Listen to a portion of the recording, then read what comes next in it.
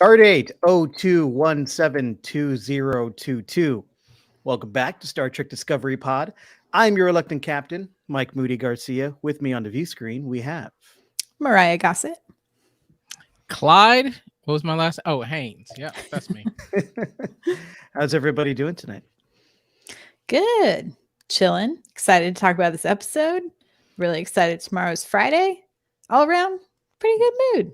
Long Very weekend true. ahead. I'm excited, and this was a pretty good episode. So, yeah, I think I was watching it thinking, can't wait to talk to Mike and Mariah about it. Oh, I should just call Awesome. you guys Eminem, or collectively, I'll refer to you as Slim Shady. See, Could how I be- did that there? Don't call me Eminem. I am wearing a hoodie right now. People might See, get that's confused. what I'm saying. Very confusing. We could be M Yeah. squared. I'm fine with like There M you go. squared. I'm square. M squared. We're MG squared technically. True. Grant Davis is visiting friends on the other side of a subspace corridor tonight, so he won't be with us. But we are glad you are with us because this week we're reviewing an awesome episode of Star Trek Discovery. Clyde, you tipped your hand. I'm going to tip my hand. I thought this episode was awesome. I'm just going to say that. Awesome. You'll find out why as we go on. It's Rubicon, the 9th episode of Discovery Season 4. Written by Alan McElroy, directed by Andy Armaganian. I mean, wow, what an episode. But before we dive into it, Clyde, can you remind everybody about the live chat? Well, yes, Mike, I'd be happy to. If you happen to be watching us live on YouTube or Facebook or wherever you watch our live stream, then if you want to, I don't know, participate with us, let us know your thoughts. And it's really simple. All you have to do is type capital P, capital O, capital D, capital pod in the chat, and we will see your comment. And when we get to that special moment, you'll know what I'm talking about in a second. When you have something that you want to share about this week's episode, you can share that by typing capital H, capital F, capital HF in the pod chat, and we will take a look, maybe even read it on air as we discuss. All right, we'll give you another call to action in a little while, but right now we're just going to jump right into it with some hot freaks. Hot freaks! So Grant is here with us, I guess, in our spirit. our patented our version of the Wilhelm scream, which is Grant screaming hot freaks. So if you are watching or listening to us for the first time, hot freaks are our quick hot takes on the episode we are reviewing. So if you're watching live, like Clyde said, please drop your hot freak about this episode in the comments and in the chat. So, okay, hot freaks, Disco season 4, episode 9. I could go first unless somebody else wants to go first. Go for it, Mike. Yeah, you never go first. You go first. Go ahead, jump in. All right. Did you guys know this was like a really awesome episode? I mean, what else is new, Mike? I mean, if you're tuning in for the first time, you're like, yeah, you're Star Trek Discovery Pod. You're gonna like every episode. No, we come with the criticisms, but these past two since the show returned this year has been really good. This was a really awesome episode. It was also a peculiar one for me because on the one hand, we had some of the best like starship space action the show has ever done, which is saying a lot because Disco really does, beautiful starship action like all the time. And on the other hand, even though there was a lot of like starship action, this episode was largely about everyone doing their absolute best to not have a starship battle or like not come at the threat with blunt force or punitive action. So it was kind of fascinating for that reason. And I know we see this a lot in Star Trek where the main characters like lead with compassion and empathy. That's what Star Trek is all about, right?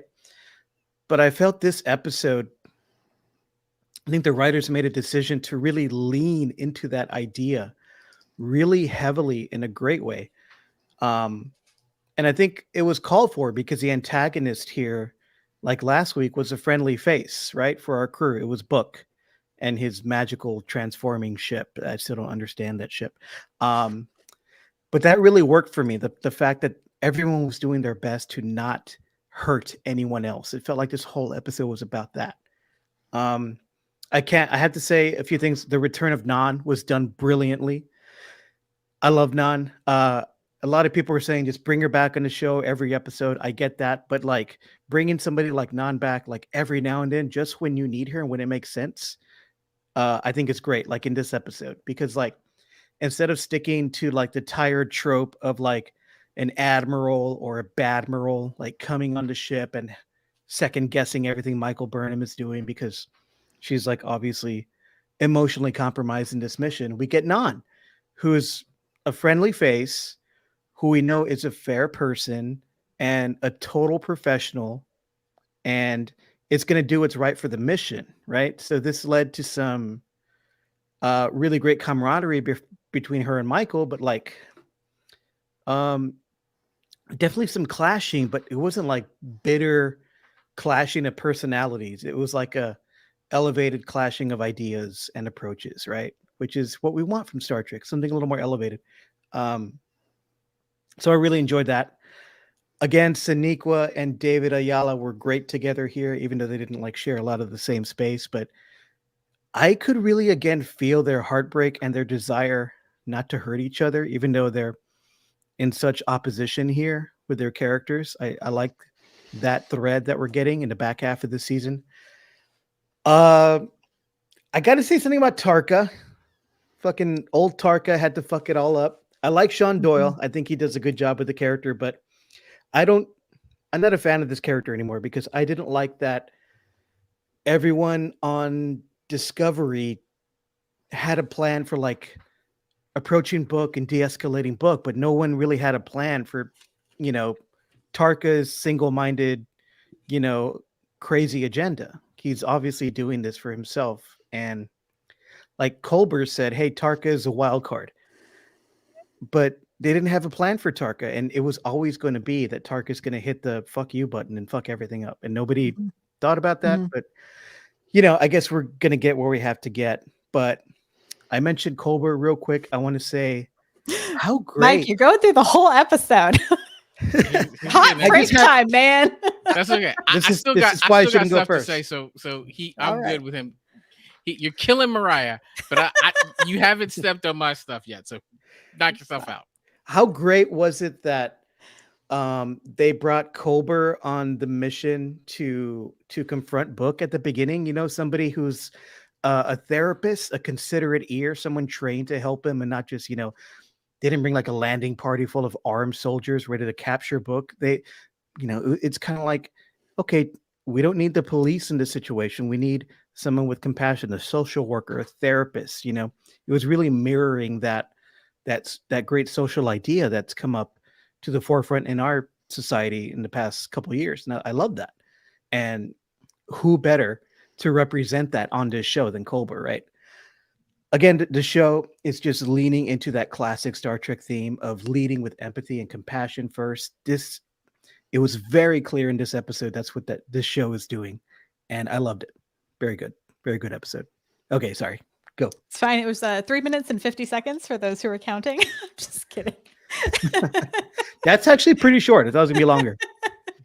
Yeah, I mean, short and sweet for me. I really love this episode. There are things that I was a little frustrated with plot wise, but we'll get into it as we discuss.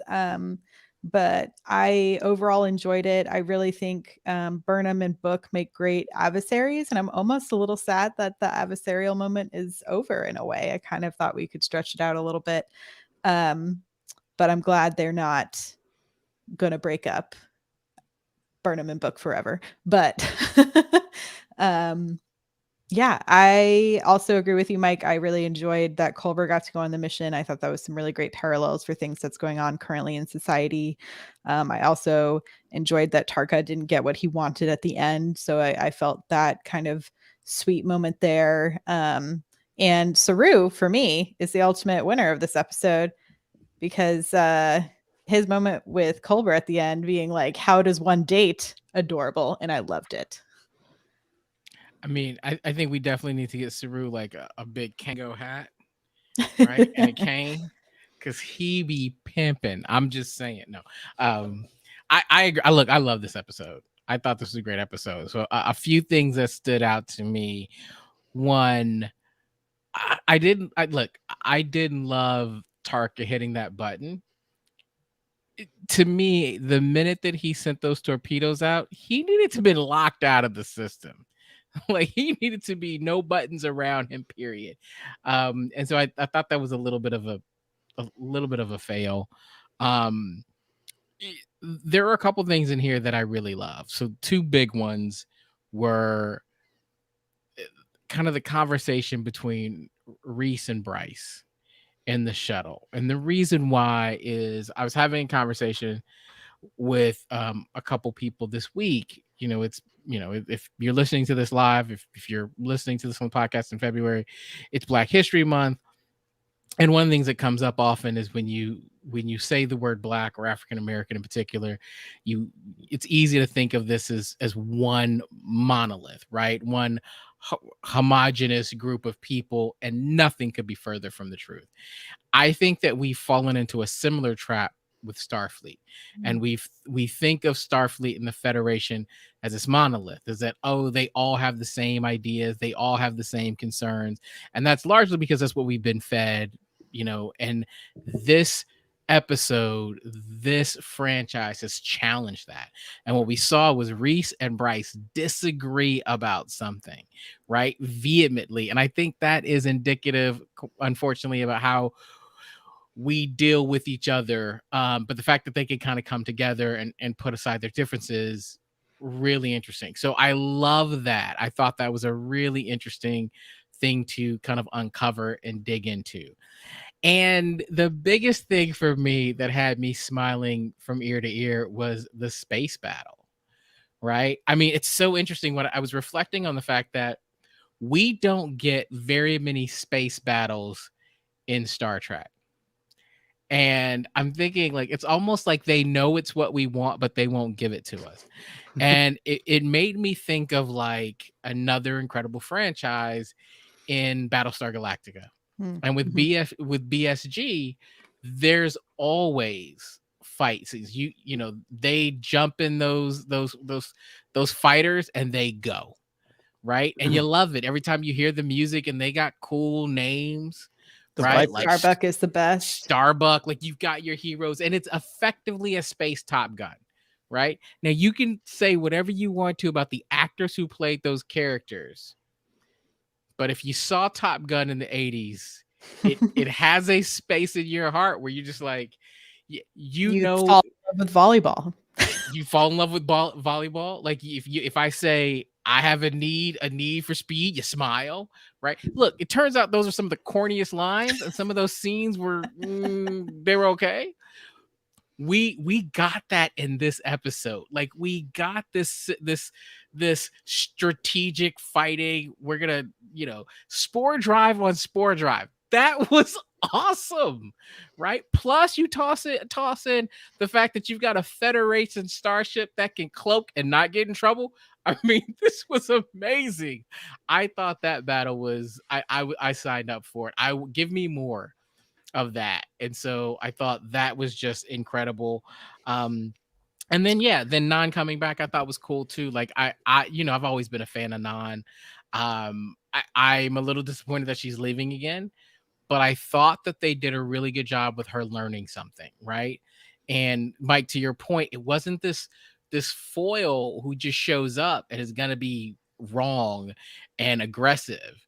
But there was a moment in there where we got to see Burnham teach Non something, a lesson that was hard for her to learn, like this mentoring.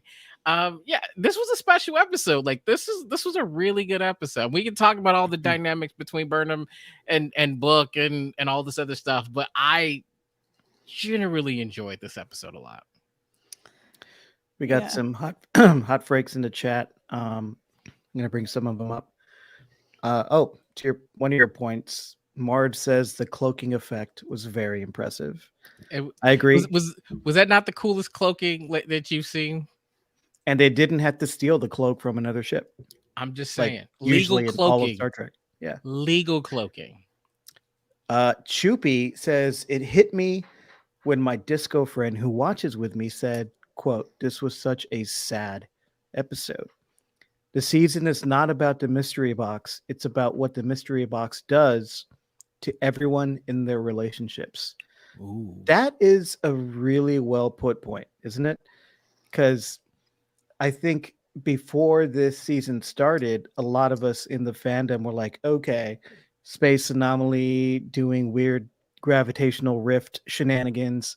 It's the Red Angel all over again. We're going to be searching for what this is. But there is part of that going on. There is some like mystery box trope this season, but Chupi has a great point here. This is very much, even more than previous seasons, about not just the reactions the crew has to this mysterious force that is super destructive out there in the galaxy, but it's about what it does to them internally, what it does to their relationships, and how they have to adapt to those changing dynamics between each other and their situation. So, super good point, Chupi. Yeah, I agree. Yeah, I saw some criticisms online too about just like how the season is feeling a lot like last season, and that we're gonna have to get to the last episode to know like what's inside the box, you know. But I feel like we might get a glimmer of who this species is earlier, and my clue is the title of this episode, which I'm surprised, Mike, you didn't bring up. It is a reference to a Deep Space Nine episode, and it is when the beginning USS Rubicon, yeah. the USS Rubicon and essentially the Dominion Wars. And so and also it's derived from like Latin Caesar times, the things you Beyond the point of no return, right? Yes. Yeah. And typically that's a signal for war, right? So I think Mhm. if in future seasons we're essentially setting up our big bad for multiple moments going forward, right? We're setting up a pretty big conflict. So to me, this is that turning point, which I would hope prior to the finale, we're going to get to know who this new species is and start and like we're going beyond the galaxy's edge, right? So we're going to start a true intergalactic war. Well, That's super exciting. Yeah. Like Lynn says, well, first she says, "Hi everybody. I haven't Oh, seen the no. episode because it hasn't dropped in Australia." But Lynn has a great point. I'm wondering if Species 10C is going to be Discovery's big bad, like you were saying, Mariah. Mhm. Like the Xindi were for Enterprise and the Borg were for Voyager. It feels like we're leading there, right? Like maybe if we're going to go a couple more seasons, we're going to be fighting the 10C because we just blew up their space scraper and now they're pissed, right? Right. Although they were able to get out of here before more spoils.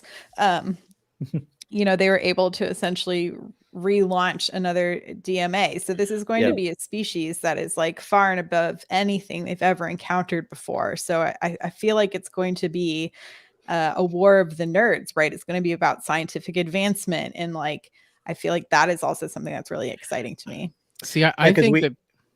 Oh, I was gonna say, I think that there's gonna be a bit of a diplomatic discussion, right? Mhm. Because I think what we've seen is I felt the tension, right? The emotional buildup of Book wanting to destroy this thing and the Federation going, we've got to stop. This is going to be such a big deal.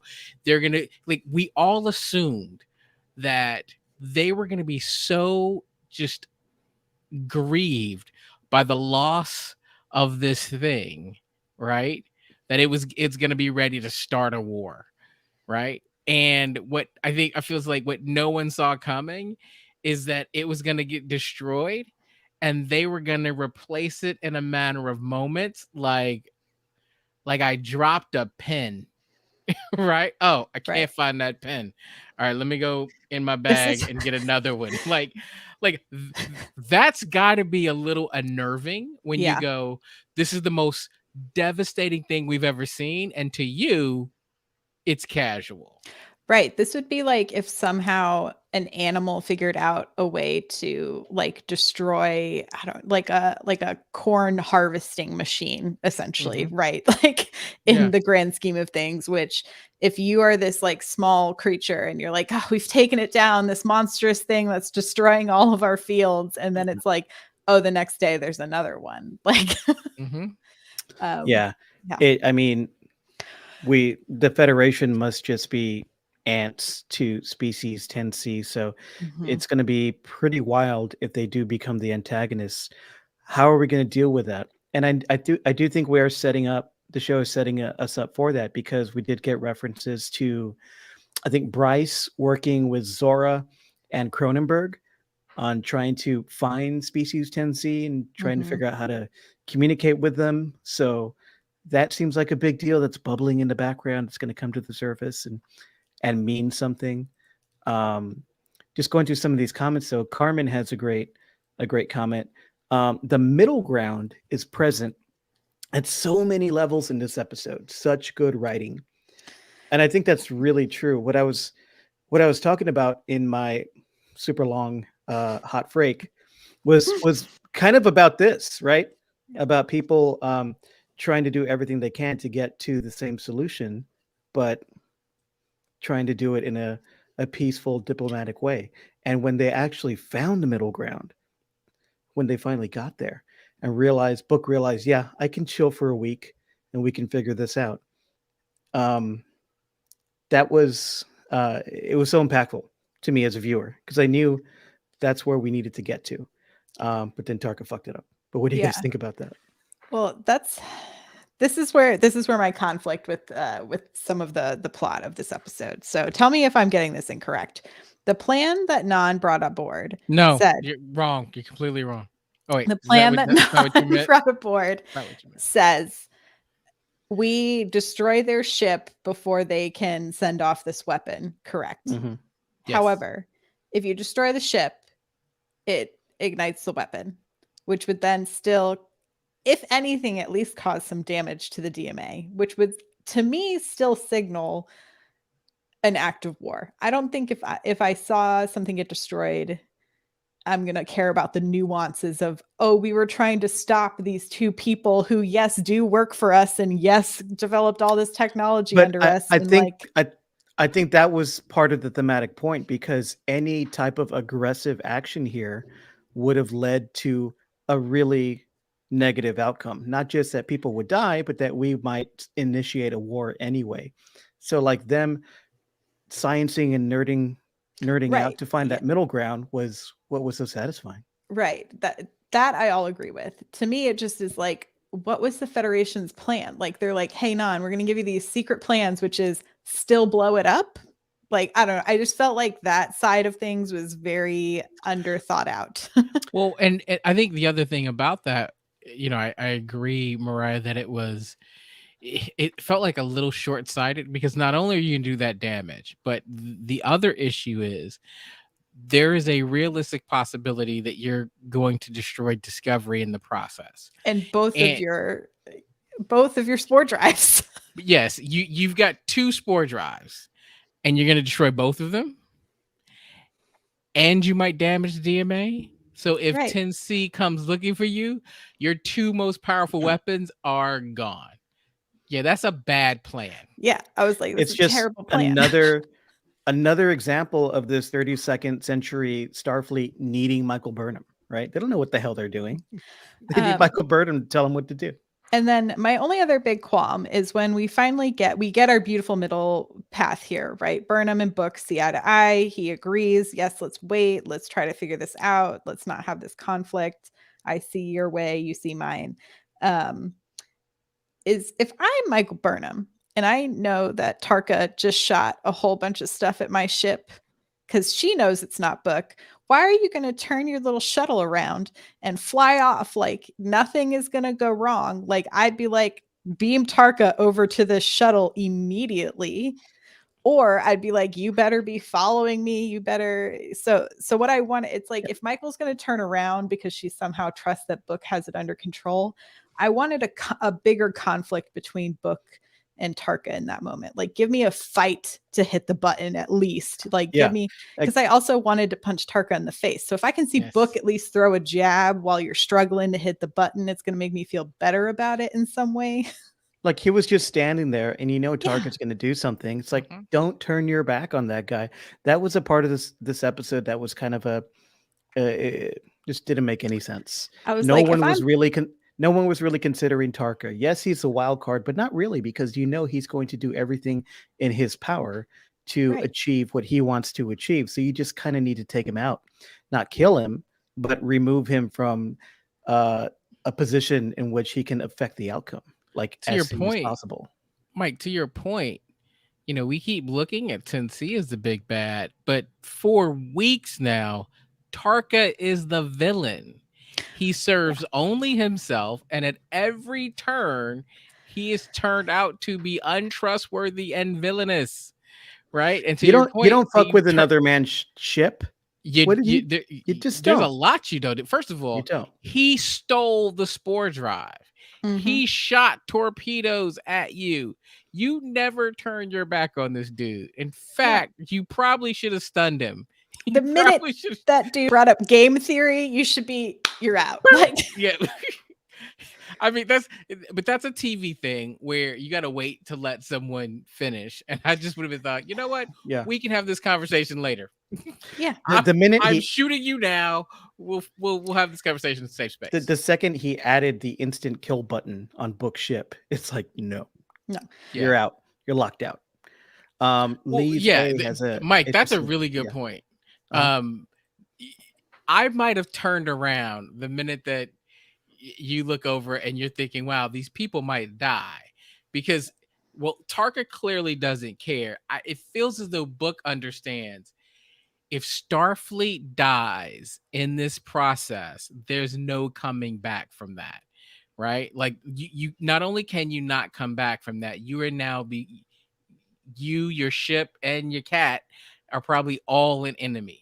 And I felt like I kind of felt like there was a moment there where Burnham could have and maybe should have said, Book, we know how to destroy your ship. Right? We're not like I'm the only thing between you and sudden death. Like this is not a game anymore. I agree. And Lise said Tarka's personality is the polar opposite of our disco crew, so we're not as invested in his cause, but he is operating from the same space as Book, grief and anger. There will be a payoff for the audience. What do you want the payoff with Tarka to be? And I agree with that. He's definitely operating out of grief and anger. I think what could be possible, right? Because his partner, I'm assuming the person that he loves, the reason that this is all his grief is there, right? Like they're going to meet in this other dimension. That's why he needs the big, powerful thing. And I think I've said this before, but what if the DMA and 10C is his old partner who in this other dimension has been trying to get back to him? And so inevitably Tarka is the reason for all of this, and we can all hate him. That could be interesting. Chupi does say, I wonder if Tarka, now having lost everything, which was a great moment for me, has to be the one that turns this around. Would they do that? Make Tarka the way to get out of this? So are we going to go back to Tarka and use his big brain to help us, fix the situation? I don't know. I think that's I don't. Let me rephrase it. Well, I was going to say something. I'm going to change my mind in mid sentence. I don't know. The reason why I don't know is because Discovery is different. If this was a prior incarnation of Star Trek, I would say absolutely. That is how they would move. Is that the self-centered uber scientist is the one who helps them out of the trap. That's a typical Star Trek move. Mhm. Discovery and where we are now, writing is different. Mm-hmm. Plot devices are different. The entire flow of the story is different. So while I expect it, I don't know. Yeah, and I wonder too, because I know they've been using the DMA as sort of their metaphor for the pandemic, right? In that it is a problem that everyone has to work together to solve. Is sort of the the big overarching message they're trying to send, right? And I feel like the conversation really became through the pandemic, like you have to stop thinking about yourself and you have to start thinking about others, right? And Tarka is really our last character who's seemingly only thinking of himself. So, to your point, Clyde, does he bite it in the end, or does he somehow see the error in his ways? I don't know. I've lost most of my faith in humanity, so I'm more on the like he's gonna just continue to be a piece of crap and try to get what he wants, and inevitably Tarkus that's the gonna guy. harm other people. You're so right. I think you're so right. Like Tarkus the guy, like you go to Home Depot to get whatever you need, and Tarkus the guy who's in line, and he's like, "Hey man, did you get the jab?" Yeah. Well, how do you? It doesn't like people are still getting sick with it. Do you like Right. regret getting it? So dumb, right? Huh? It doesn't do anything. That's Tarka, right? Yeah. Yeah, it's Tarka's the guy Tarka. with no mask on who's definitely within 6 feet. Like, Yes. Yes. Yeah, that's exactly what I was gonna say, Mariah. I see your analogy. The question is, at the end of this, will Tarka realize that so many people have gotten sick, so many people have even close to him now have been hurt, that he finally decides to wear a mask, maybe get a jab? I don't know. Like you, a lot of my faith in humanity is a little busted right now. I'm I'm kind of taking a wait and see approach. yeah. Yeah. But we can have faith in each other. I mean, I guess it's like, right, Star Trek is supposed to be the universe we want it to be, right? It doesn't have to be what it currently is. It's the commentary on what it currently is. So then to keep going around and around this circle, Clyde, like would be to then Tarka would have a character turn in some way, shape, or form, Well, and see the error in his ways. I think the disappointing part to me, and Lise says he just really needs the power source to return to his universe. But yeah, it's also Um, singular. He needs the power source to return to right. his universe. Like, I think the thing that disappoints me in this is he is locked on. We talk about middle ground. He is locked on to one solution for his issue, right? And I think that's also interesting is that, and this is to me, it's just a metaphor for life, is we get so consumed about our issue and that we don't really share it with anyone. Because the truth is, the only person who knows is Book. So it's this moment where he has decided to confide in someone who is grieving and as hurt as he is, so that they now both kind of just play off each other without actually talking to someone who might be able to help and then therefore change his mind or offer a alternative solution. That's where Tark is at. And so I kind of wish that he would share this with someone else. And you have no idea. I think there's this subtle line that we keep hearing in many of these episodes is that Zora, Discovery has the entire, history of the spore drive.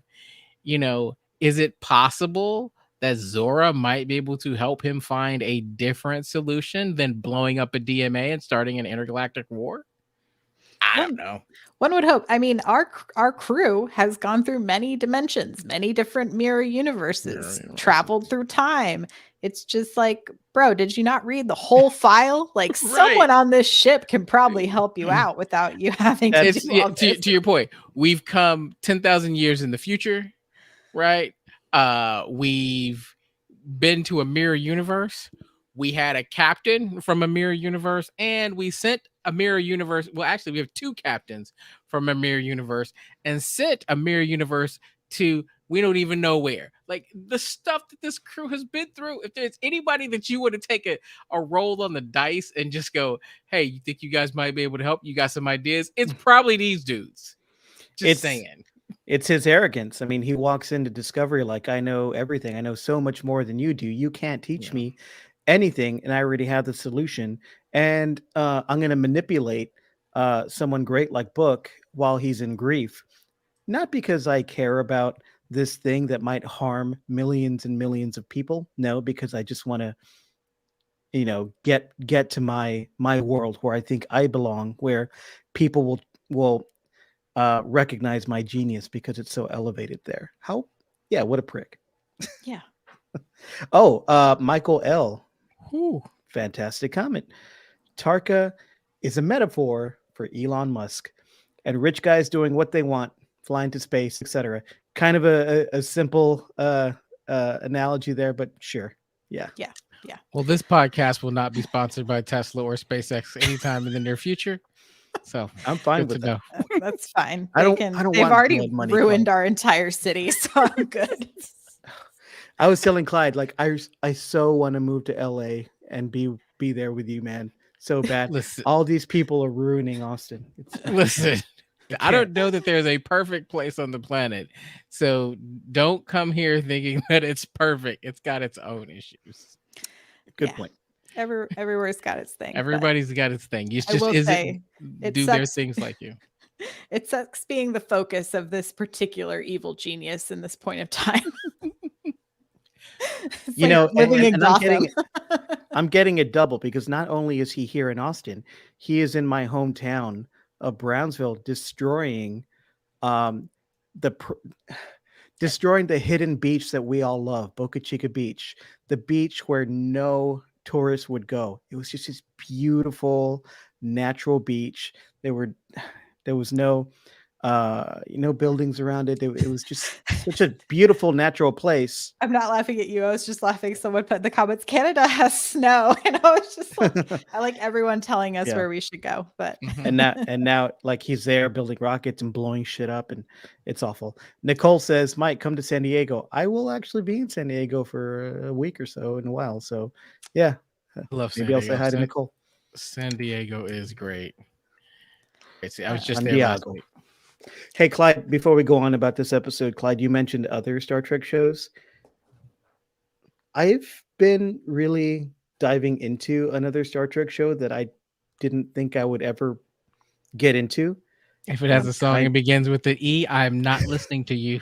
I'm kind of loving it. I'm kind of really enjoying my first full watch through of Star Trek Enterprise. it's been a long It- time. And Choopy, Mhm. don't at me or yell at me. I'm just saying. I'm on season 2 already, baby. Season 2. Trucking And along. I'm really enjoying it. I don't know. I think my antidepressants are just like really working really well. So I'm like, cool, this show's awesome. I don't know what's happening. You got it on lock. Yeah, exactly. I did want to ask y'all and kind of bring up, I think, one of our favorite points of discussion so far, which is about Saru and him sort of really stepping into not only, I think this was like a great episode to see him working as first officer, but then also getting the fun character development of him and Tarina. I love him dating. Yeah. I mean, it's less serious than say Book and Burnham because there's so much weight right there with that.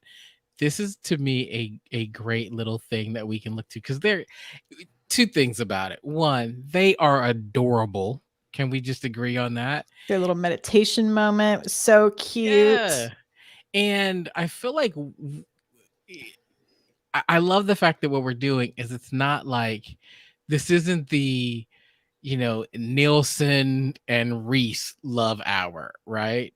Two young pretty people, but it's a Kelpian and a Vulcan who are both, up in years. I love it. Like I'm all here for it. Yeah, like Doug It's Jones easy is to in root his for. 60s, I think. Yeah. So I'm for it. I'm all for it. So I think it's great. I love it too. It feels like organic. It feels nice. Like it feels like something that we've all wanted ever since we saw these two characters on screen together. And it didn't feel like the show was trying to force it down our throats, right? They have a chemistry, they have a vibe, and they both really seem to love and not love, but like really respect each other. And one really shines a light on the other. They make it's that kind of thing where I really like being around you. You make me better. Um, so it's good. It's a good kind of like relationship to model, right? Mm-hmm. I like it a lot. Yeah, and I really liked him because at first I wasn't sure when he walked in to ask Culber for help if it was going to be a like, oh, I really want to like talk through everything that just happened. You know, I almost lost a crew, and it's like, oh, nope, it's gossip time. We're going to be talking about our love lives, and it was very cute and adorable. Um, and I also thought it played, I don't know, it was a nice levity point in the episode for me. Um, I did want to bring up though the relationship between, not to go back to Tarka, but between the Admiral and Tarka, because Tarka used the Admiral's code to smuggle out the extra spore drive, which to me is, and he talked a lot about last week their particular relationship and how they met and all of that kind of stuff. And so I thought it was interesting, not that the Admiral doesn't trust Burnham, but I feel like he's like really trying to make up for the fact that potentially something he did also screwed this up with putting so much trust into Tarka as well, right? Yeah, yeah. Vance is definitely in a place where he's feeling extreme guilt, for sure. How are you feeling about Vance? Do you want to see more of him, Clyde? I do, but I'm also aware that the ensemble has gotten large and there's still a lot of plot to unwind, right?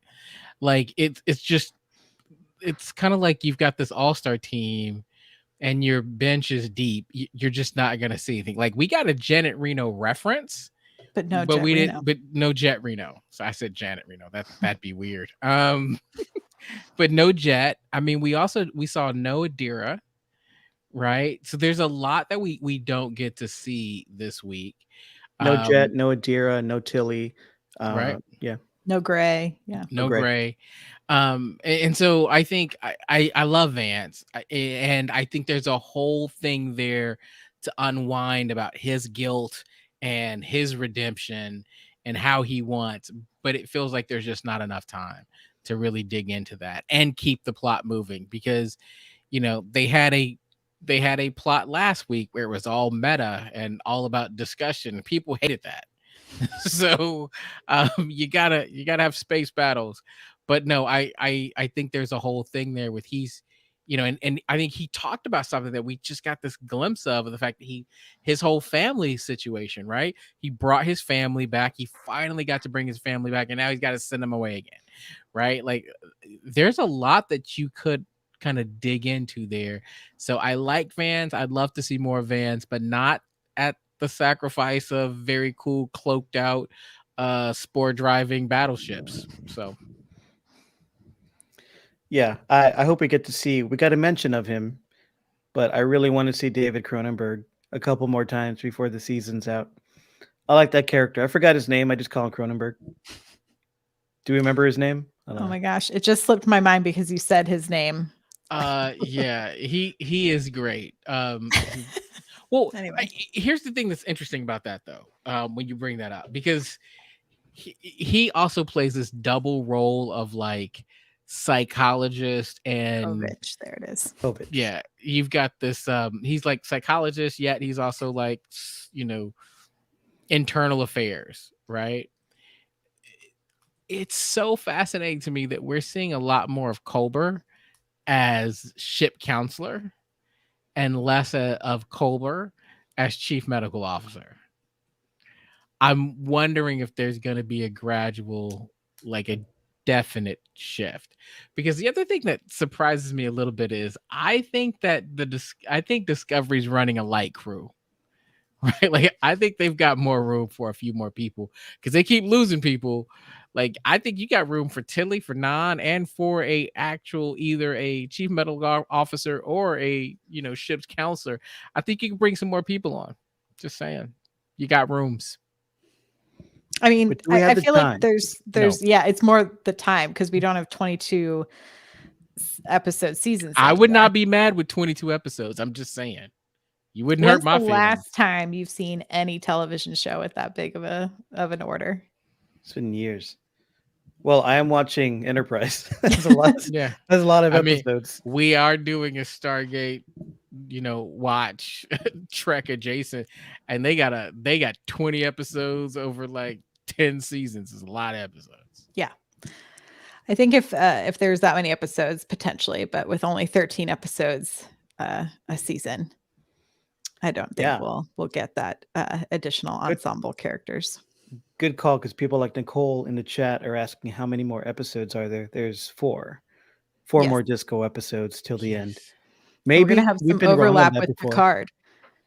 Oh I yeah, did what's the just schedule there? I know there's some overlap. I think with it's either 1 or 2 episodes we're gonna have double headers, y'all. So expect a 2-hour long episodes. So I want to see if we have a consensus, and this is gonna get us in trouble, but whatever. If I know we cannot necessarily agree if we were talking about best Star Trek franchises at the top, right?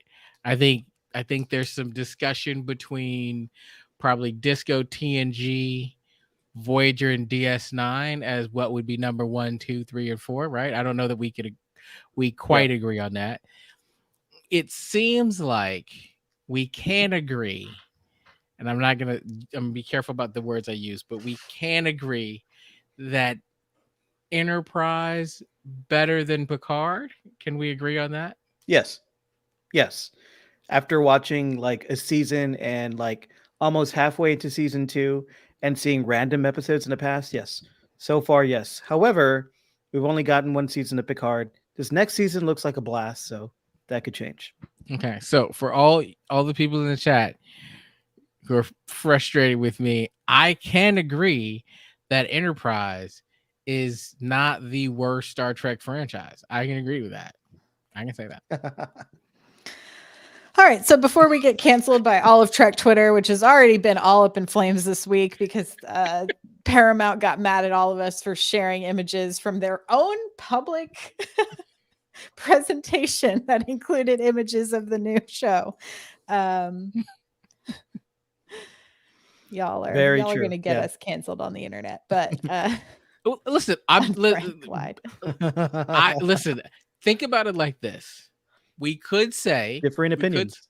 We could say all of the franchises are A+ material. We're just trying to figure out what's a 92. It's like the best versus and the 91. least best. The least best, right? That's all I'm saying. Guys, you should hear what gold. Clyde, when the mics are off, you should hear what Clyde says about Picard. Oh my god. I have not actually said anything about Picard. I get in trouble for talking about Enterprise. That's my issue. Very true. That's true. All right. But anything else to say about this episode? Oh, Mariah, you were going to say something? Yeah, no, I just thought the episode was only 44 minutes long, and normally I'm all about brevity. I think you can accomplish a lot in a small amount of time, moving plots forward, telling stories. We don't need a lot of super space, but we got a lot of battle in this episode, but it also felt very tight. Like we were just on the bridge, or the amount of scene work, you know what I mean? I felt like there's a small amount of sets, which to me means this was the budget episode. It was not a bottle episode technically. So it was the budget episode, I think, which to me signals the next 4 episodes are probably going to be bananas when it comes to battles, special effects, fights, big group scenes, all of that kind of stuff. I really hope that's true, because if this was the budget episode, those chases, those starship chases that they had when one kept popping up here and popping up there, that was awesome. Mm-hmm. So if they could do something bigger and better than that in the next couple episodes, I'm here for it, for sure. Yeah, I'm excited. But the other thing I was going to say about it being only 44 minutes long, which to me meant we had time to have Book try to kick Tarka's butt. There was enough time in this episode. It was a whole little skirmish. There was a whole 90-second scene where Book is just staring out into space and Tarka's behind him doing some covert shit. I'm like, turn around, punch him in the face. For someone who's so angry and in grief, he's not as punchy as I'd like him to be, especially in the realm of Tarka. I'm just saying. And I think that he can take him. It's not going to be that hard. Also, my money's on Book. If there was a skirmish and somehow Tarka phased Book, and then we've got an injured Book, and then we have Tarka breaking the rules, it adds some more stakes to it for me. I don't know. I mean, I know it's like the fate of the galaxy should probably be enough stakes, but I want more. I like how the chat is just still talking about Enterprise and Yeah, Picard. they And me. fully- And I've lost all my friends. Next week, there's going to be a petition to kick me off the show. They're going to bring Grant back, send Clyde to wherever Grant is. Yeah, I'm in. Hey, Clyde, maybe we should get our patrons to pick out some Enterprise episodes, and you and I can watch them together, and we'll have a podcast on that. Well, I mean, I was participating in the whole Wednesday night Enterprise watch along. I'm going to go back. I've agreed in the chat. I'm going to go back and watch, between now and next week, I'm going to do 3 Enterprise episodes. I think I left off in somewhere in season 3, toward the end of season 3. I'm going to catch up, and who knows, next week I'll probably come in and be like, you know what, Enterprise, quality stuff. Hey, patrons, let me know what episode of Enterprise you're on. Are you guys going? I think they're finished. In order? They finished. Oh, they finished. Oh, Yeah. okay. Gotcha. I'm behind. Mhm. Okay. Mhm. All right. Before we go, Mariah, can you tell everybody how to support the pod? Yeah, so you can visit StarTrekPod.co where you can find all the links to subscribe to the podcast, the audio version, or the videos. You can also subscribe on YouTube. Links are at StarTrekPod.co. Hit that notification bell so you know when we're going live. You can also go to patreon.com/StarTrekPod to become a patron for just $2 an episode. You can join us in the Slack channel. And reading this out loud, maybe remember that I already recorded a second comic book episode, but I have not edited yet. So that will be coming soon. I just have to slap that together. But if you want to talk about some of the Discovery comic books, we've got those bonus podcast episodes coming out with some of our friends over at Strange New Pod. Myself, Brittany, and Giraffe have been chatting about those. So that's been really fun. Yeah, I think that's all the ways that you can support us. All right. Thanks for tuning in. We'll be back soon next week to cover the rest of Discovery this season. Yeah. We'll be That's back it. soon. We'll And be I guess back. we'll figure out what we're going to do with Picard, because I do want to cover that for sure. Yeah, And we're- and I also want to say, hey, look, and if you haven't had enough of making fun of me or yelling at me, for $2 an episode, you can come and hang out at our Patreon, and then yell at me some more if you can want. do that. Oh, and I was going to mention we're also participating in Picard Week, which is Strange New Pod has been putting together. So keep an eye on all the social channels for updates on that schedule, and you can check out some of our Picard chit chat. All right. I think that's all we got. Live long and prosper. Bye.